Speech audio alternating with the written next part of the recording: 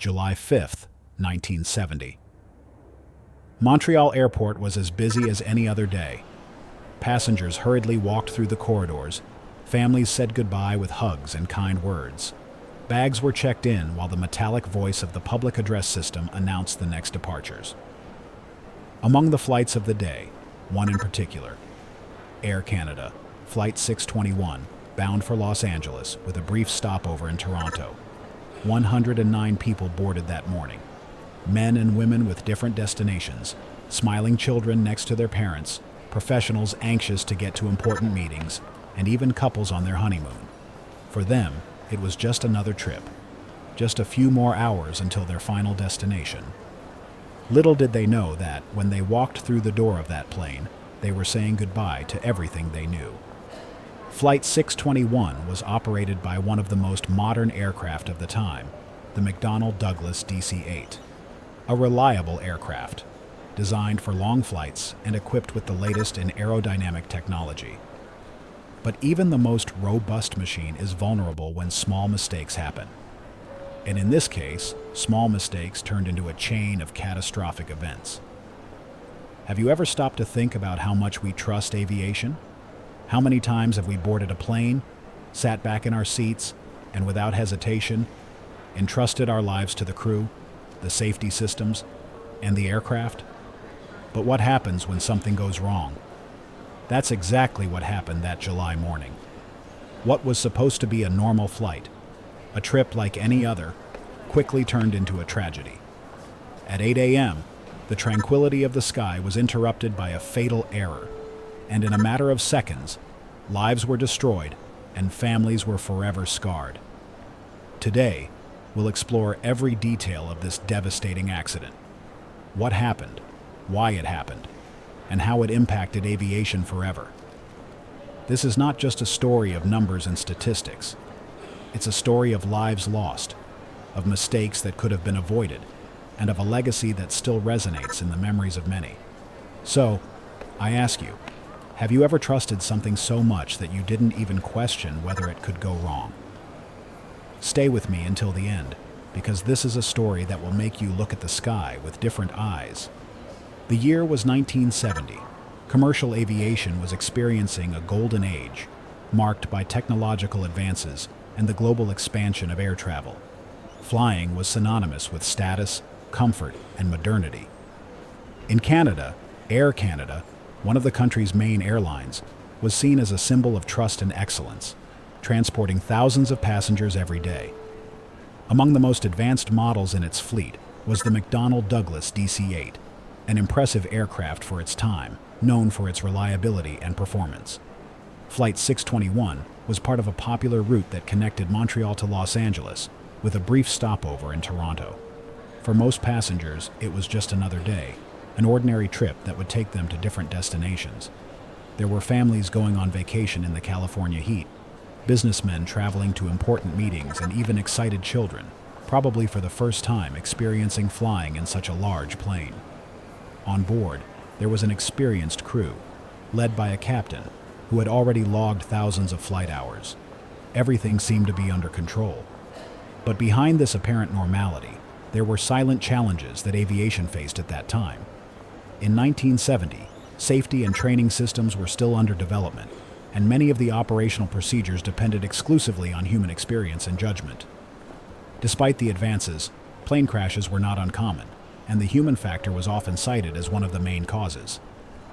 In the case of the DC-8, it was a modern aircraft, but with a system that demanded absolute precision in operation, especially during the most critical phases of the flight, takeoff and landing. Small errors, if not corrected quickly, could turn into disasters, and that is exactly what happened on that fateful flight.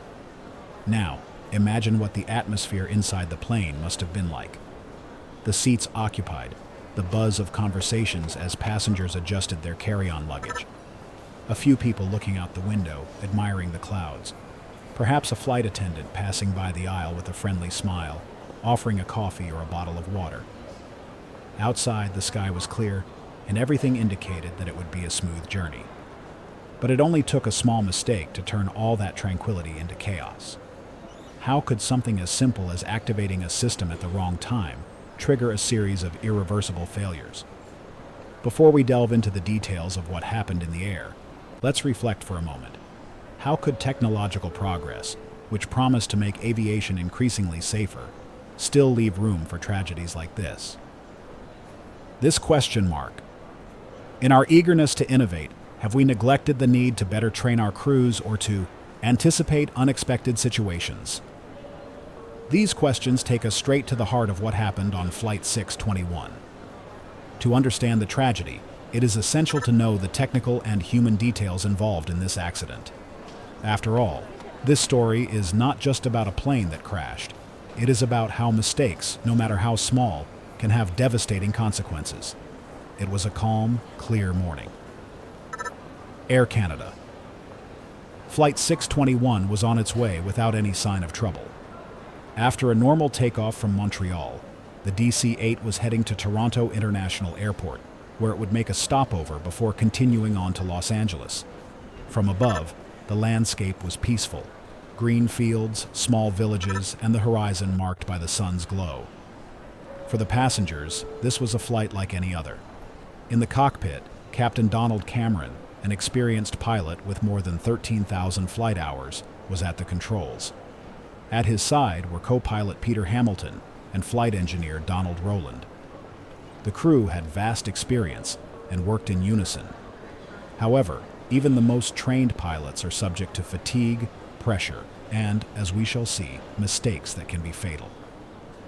Everything was under control until the aircraft approached Toronto for landing. It was at this point that the first critical error occurred. During the descent, Captain Cameron performed a maneuver that, in theory, should only be performed after the aircraft touches down, activating the spoilers. Spoilers are devices located on the wings, designed to reduce lift and help slow the aircraft down upon landing. However, when activated too early, while the plane is still in the air, they cause an abrupt loss of lift, significantly reducing the plane's ability to remain stable. At that moment, the DC-8 suddenly lost lift, causing the nose of the aircraft to dip downward. The pilots immediately realized the error and tried to correct the situation, but it was too late. With the plane unstable and very close to the ground, any corrective maneuver became incredibly difficult. The next few seconds were chaotic. Imagine the tension in the cockpit. Alarms began to sound. The captain and co-pilot struggled to regain control, but the aircraft was already in a steep descent. Back in the passenger cabin, panic began to set in. People who had been slouching in their seats were suddenly thrown against their seatbelts by the sudden loss of altitude. At 8 a.m., the DC-8 crashed into the ground in a field near the city of Brampton, Ontario. The explosion was so intense that debris was scattered for hundreds of meters. The impact was fatal for all on board: 100 passengers and 9 crew members. There was no time for shouting or saying goodbye. It all happened in a matter of seconds. Local residents reported hearing a deafening boom, followed by a large column of black smoke that rose into the sky. Many rushed to the scene, hoping to help, but what they found was devastating. Burning wreckage, fuselage remained scattered across the field, and no sign of life. The scene was one of pure desolation. Now take a moment to think. What must it have been like for the people on board at that moment? The final seconds, the sound of the impact, the terror of the inevitable. And for the families waiting for their loved ones at the airport, not knowing that they would never see them again? The crash of Flight 621 was not just a technical tragedy. It was a human tragedy, a sequence of events that began with a simple mistake and ended irreversibly. But could it have been avoided?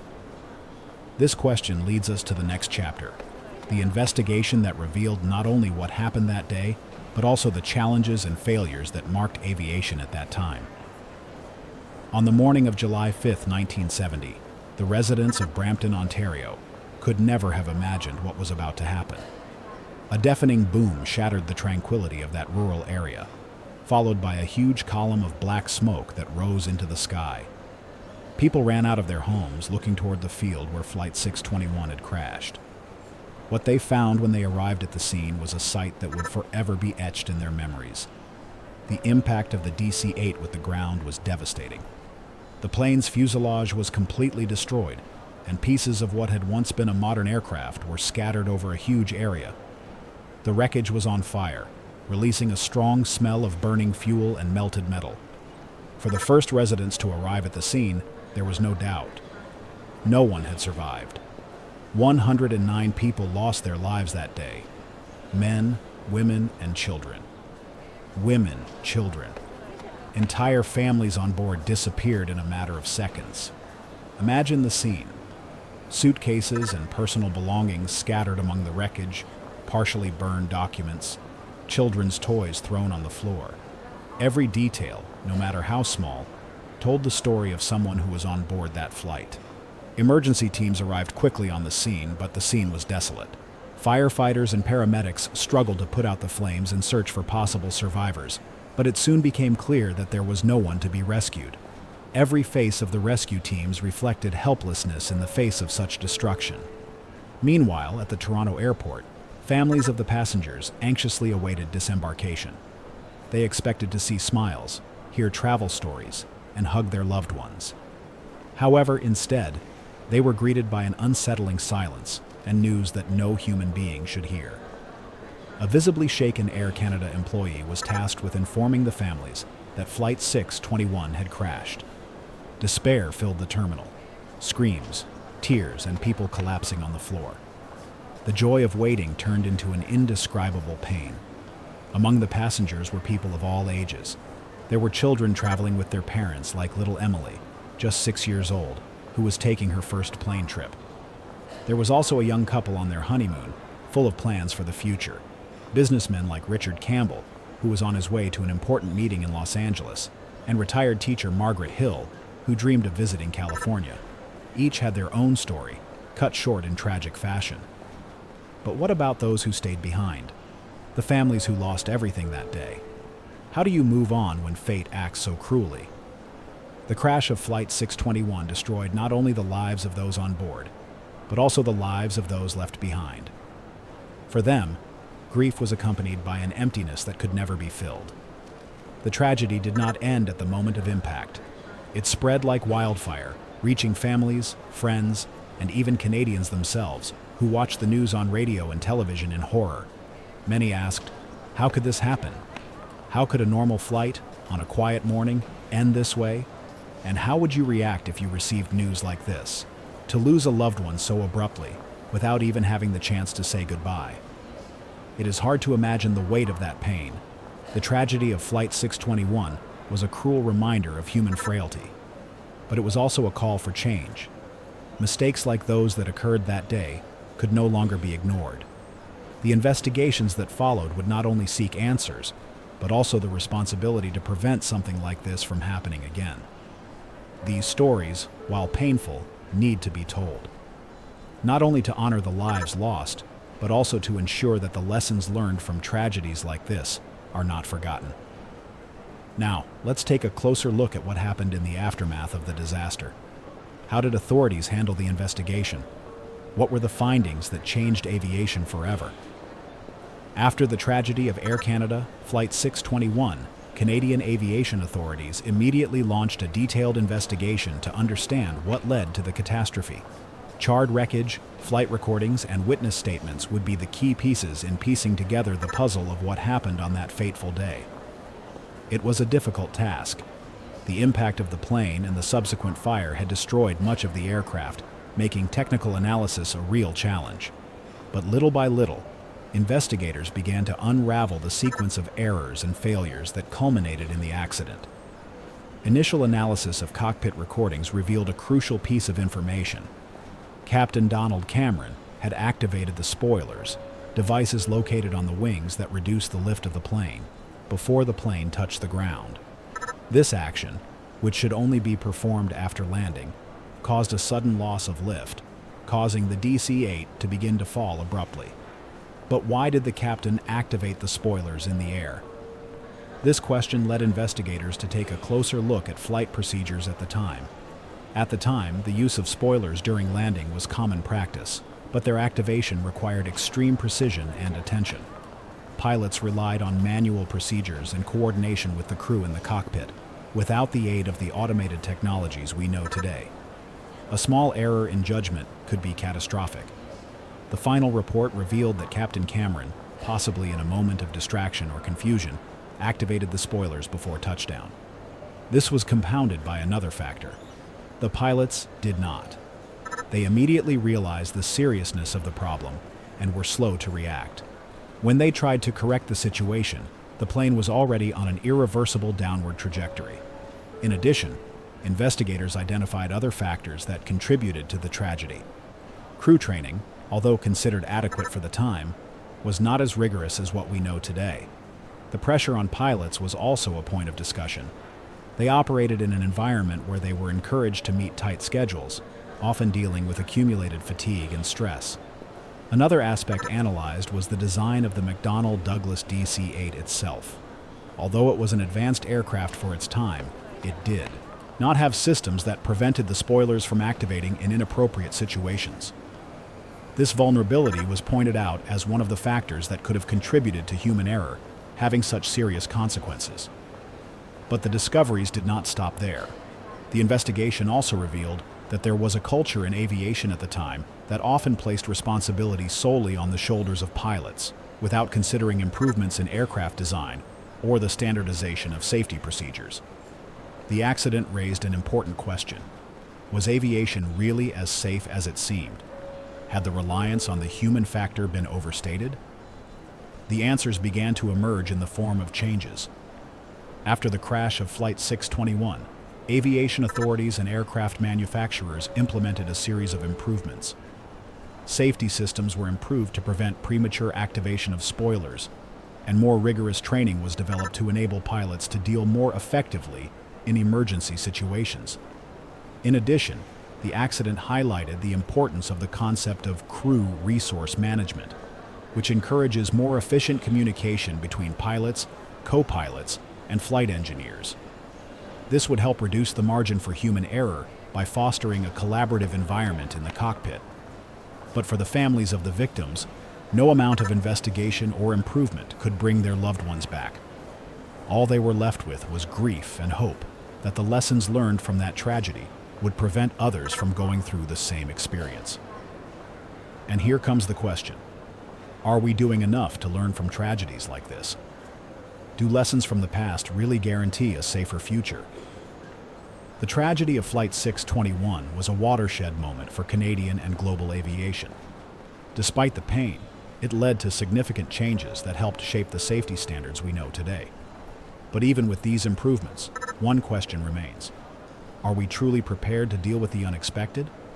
These questions remind us that behind every mistake lies an opportunity for change, a chance to do better, to protect lives, and to honor those who have passed. Let's now delve into the impact this accident had on aviation and the legacy it left behind. Air Canada Flight 621 left a profound mark on aviation history. More than an accident, it was a wake-up call, a painful reminder that even in a time of great technological advancement, safety was still far from perfect. But as with many tragedies, the disaster provided valuable lessons that would help save countless lives in the future. One of the most significant changes was the revision of procedures related to the use of spoilers on commercial aircraft. The investigation into Flight 621 showed that the design of the McDonnell Douglas DC-8 allowed spoilers to be deployed before touchdown, something that relied solely on human judgment. After the accident, interlock systems were implemented on many aircraft models, making it impossible to deploy spoilers while the plane was still in the air. This simple adjustment eliminated the possibility of similar errors in the future. In addition, the way pilots were trained also underwent a rethink. At the time of the accident, crew training did not emphasize the importance of resource management in the cockpit as much. Each crew member, captain, co-pilot, and flight engineer, had a defined role, but communication between them was often limited. The Flight 621 accident highlighted the need for more collaborative work. As a result, the concept of CRM, crew resource management, began to gain traction. CRM is a training system that teaches crews to work as a team, sharing information and questioning decisions when necessary, regardless of hierarchy. It helped reduce reliance on individual decisions, promoting a safer and more integrated approach within the cabin. Another important change was the increased rigor in emergency training. More realistic simulations were incorporated, with a focus on teaching pilots how to react quickly to situations of loss of lift or mechanical failure. The idea was to prepare the crew not only for smooth flights, but also to face the unexpected. In addition to the technical and training changes, the Flight 621 accident also led to a broader debate about the role of supervision in aviation. Civil aviation authorities began to be more rigorous in analyzing airlines' operational procedures and safety standards. The investigations highlighted that it was not enough to simply blame human error. It was necessary to create a system that minimized the possibility of such errors occurring. However, these changes did not come without a great deal of reflection and, of course, pain. For the families of the victims, the legacy of Flight 621 was much more than advances in aviation. It was the constant reminder of lives lost, of loved ones who would never return home. Imagine what it was like for the families to know that such a simple error, the premature activation of a system, cost the lives of their loved ones. Imagine what it was like to grapple with the idea that perhaps this tragedy could have been prevented. Many of these families fought to ensure that their loved ones' memories were honored, and in some ways, it was. Every change implemented in the wake of the accident is a reflection of the impact it had on the aviation industry. But here's an important question. Do these changes only happen when tragedies like this happen? Do we always have to learn the hard way? The crash of Flight 621 was a stark reminder of human frailty, but also of the capacity to learn and adapt. It proved that aviation is an industry built on one fundamental principle: the relentless pursuit of safety. With each accident, new systems are developed, new training is created, and new protocols are implemented to prevent the same mistakes from happening again. Today, when you board an airplane, much of what ensures your safety is the result of tragedies like Flight 621. The automated systems, the rigorous training, the constant inspections, all of these things exist because at some point, something went wrong. So as we reflect on the lessons learned from this accident, we should also remember how they were earned, in lives lost and families destroyed. It's a reminder that safety should never be taken for granted, but rather a constant priority. And now I ask you, how much do you trust aviation today? Are there still areas where we can improve, even with all the progress we've made? These questions lead us to the human impact of this tragedy, the stories of those on board and those left behind to tell.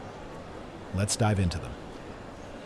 Air Canada Flight 621 was not just a tragedy of numbers and statistics. It represented 109 individual stories that ended abruptly and devastatingly. Behind every seat on that plane was a life, a story, a journey, and also people left behind whose lives would never be the same again.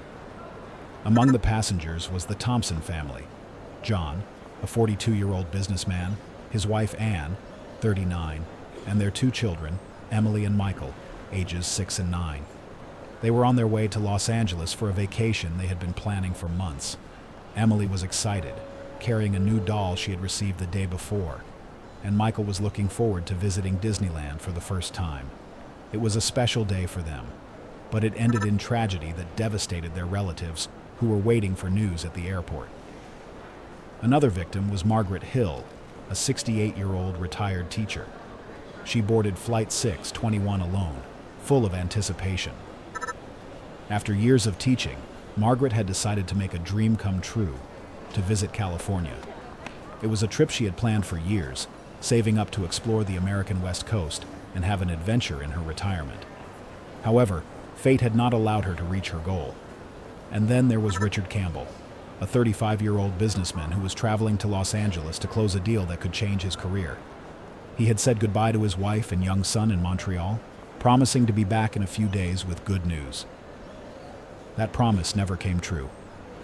These stories are just a few of the 109 lives lost that day. Each one carries the weight of dreams cut short, plans shattered, and a future that never came to pass. For the relatives and friends of the victims, the pain was indescribable. Not only did they lose loved ones, but they also had to deal with the anguish of knowing how it all happened, the sudden fall, the panic in the final moments, and the inability to say a final goodbye. Imagine for a moment as it must have been for these families. Some of them were waiting at the Toronto airport, anxious to welcome their loved ones during the layover. Others were in Montreal or Los Angeles, waiting for a call to confirm that the trip had gone smoothly. When news of the accident arrived, the shock was devastating. Many families had only heard about what had happened through news broadcasts on the radio or television. The wait for concrete information was agonizing, and, as is often the case in tragedies of this kind, the grief was even more intense because of the circumstances. There were no bodies to identify or proper goodbyes to be said. The remains of many victims were irretrievable due to the explosion, and families were left to deal with the idea that they would not be able to bury their loved ones in a traditional manner. For many, the only physical memento they had were personal items found in the wreckage: a wallet, a watch, a necklace, or even a partially burned plane ticket. But the impact of Flight 621 was felt not only by the victims' families. It also left a lasting impression on the residents of the small community of Brampton, where the accident occurred. Many who lived there described how the tragedy forever changed the area. Some witnesses who arrived at the scene shortly after the impact said they could never forget what they saw: scattered wreckage, thick smoke, and the eerie silence of an empty field where life had been cut short. For many of these residents, the trauma was so great that they avoided talking about the accident for decades. However, some families decided to turn their grief into a positive legacy. Many relatives of the victims fought to make the accident a catalyst for change in aviation. They lobbied authorities and airlines to ensure that tragedies like this never happened again. Their voices were important in speeding up the implementation of new safety and training standards, such as cabin resource management and improved aircraft design. The tragedy of Flight 621 also inspired action in memory of the victims. In 1971, a monument was erected at the crash site in Brampton to commemorate the lives lost. Yet for many years, the accident remained a relatively undiscussed topic in Canada. It wasn't until decades later, in 2013, that an official memorial was installed at Toronto's Mount Pleasant Cemetery, following the efforts of the victims' families. Today, this memorial serves as a permanent reminder that those 109 lives will never be forgotten. And so I ask you, how do we honor the memories of those who were lost so abruptly? How do we ensure that tragedies like this are not just stories of grief, but also of learning and transformation? Each victim of Flight 621 had a unique story, and all of those stories deserve to be remembered. After all, behind every number is a life, a father, a mother, a son, a friend. And by telling these stories, we keep their memories alive, ensuring that they are never forgotten. These losses make us reflect on the importance of cherishing every moment we have with our loved ones. Who would have thought that something as routine as a commercial flight could turn into an unexpected goodbye? Perhaps it is a reminder that life is fragile and that we need to cherish the present.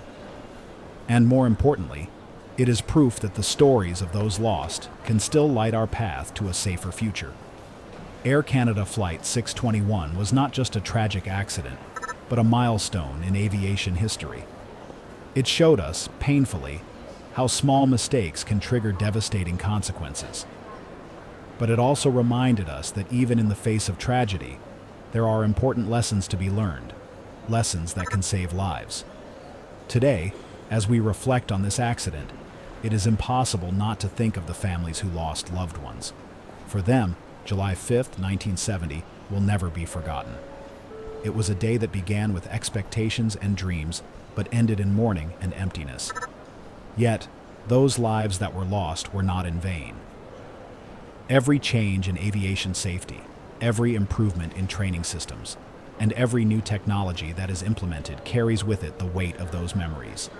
And it is here that the story of Flight 621 connects with us all. Think about it for a moment. How many times have you boarded a plane and blindly trusted in its safety? Sat down in your seat, fastened your seatbelt, and didn't worry about what could go wrong? The truth is that flying is one of the safest means of transportation in the world today. But this safety didn't come for free. It was built on decades of learning, often learned from tragedies like Flight 621. What's more, this story isn't just about airplanes. It is also about the fragility of life and how everything can change in a matter of seconds. The 109 people on board that plane had plans, dreams, stories to live. But in an instant, everything was interrupted. There is no way to predict the future, but there is a way to value the present. And perhaps that is the greatest lesson we can learn from this painful event. Now I ask you, what can we do to ensure that the tragedies of the past are not forgotten? Are we truly learning from the mistakes that history has shown us? And most importantly, are we honoring the memories of those who have passed by keeping those stories alive? The memorial to the victims of Flight 621, now located in Toronto, is a reminder that these lives will never be forgotten. It symbolizes not only the pain of loss, but also the commitment to safety, to learning, and to the need to remember that behind every number in a tragedy, there are people with stories, loves, and futures that never came. So, next time you're on a plane, look out the window and admire the sky.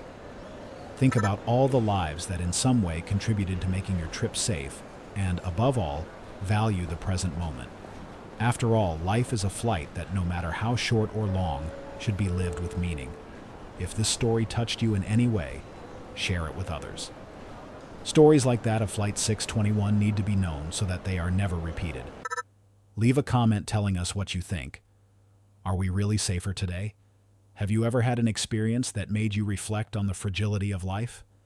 And don't forget, subscribe to the channel, activate the bell, and leave a like so that we can continue bringing stories like this, which make us reflect, learn, and remember what really matters. Thank you very much for following us so far. Until the next video.